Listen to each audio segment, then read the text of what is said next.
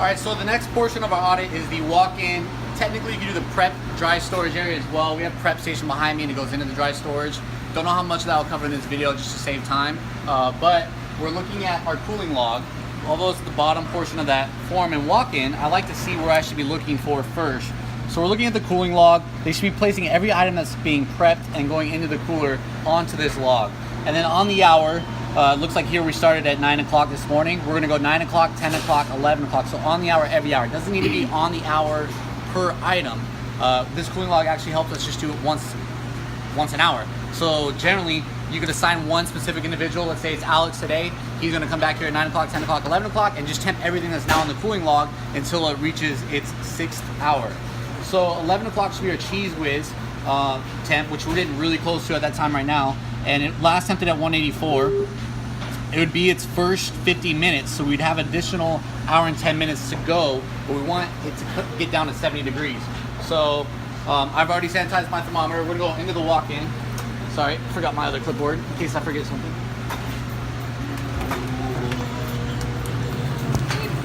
That was not smooth, my bad.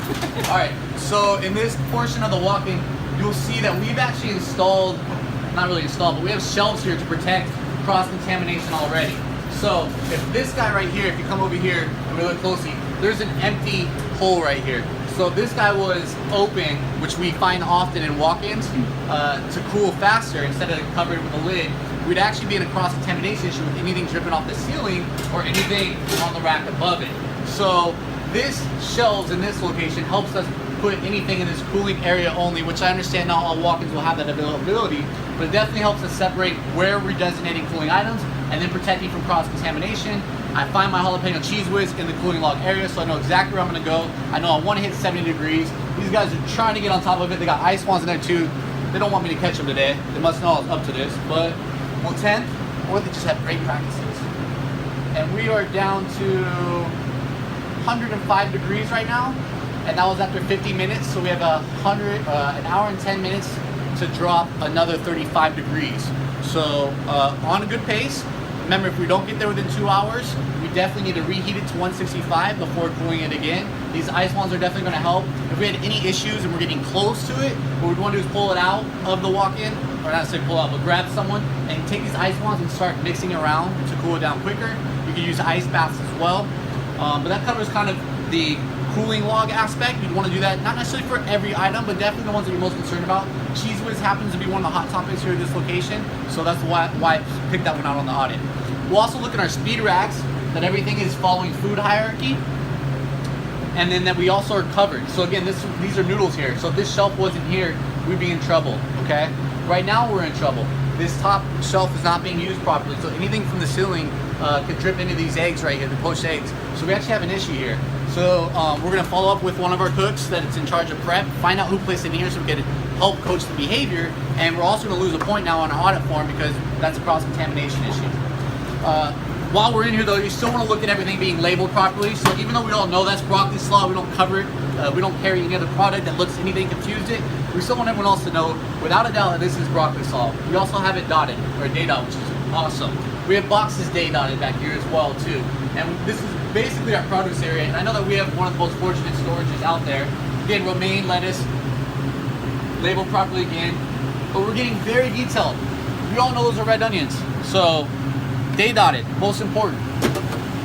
We know these are tomatoes, sliced, day dotted, covered, so we're good. But this guy's with tomatoes, and he's not labeled. So again, we didn't properly label this guy. We can see the one underneath is, and we know it's obvious that these are tomatoes, but we're not labeled and we don't have a day dot on it. So we don't know when these were made, we don't know how old it is.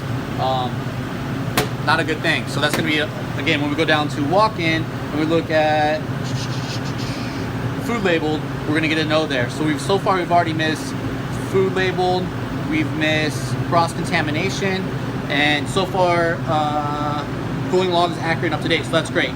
Cooling's also doing great. We haven't seen anything temp under 41. When you come back, let's look at some other food hierarchy places or concerns and also labeling. Check all your containers. You know, when you're gonna get an audit, although food safety is the purpose of this video, when you get an audit, actually, like this bad boy here, we don't know what that is. Again, not labeled. Looks like soup. We've got to coach and find out where that's coming from. But they're gonna look at every single item, and you can see that everything so far is being labeled properly. There's no hierarchy issues here because this is a designated area that we should not have any concerns at all. We get down to the corner where I also find problems sometimes. The soup of the day from last time sometimes just finds its way, it's a firecracker sauce, sometimes just finds its way back to the firecracker sauce box if not labeled. So that's a very common misstep in restaurants, or at least in the kitchen. And they did a great job today. It's firecracker sauce. We know it's obvious what it is. We know that it's in the same location, but at least now it's labeled and good to go. So we tend to keep our portion food over here and then our seafood on bottom, so we have no hierarchy issues. Same over here. We generally keep our beef up top, sausages, beef, and then as we work our way down, you'll see raw chicken on bottom.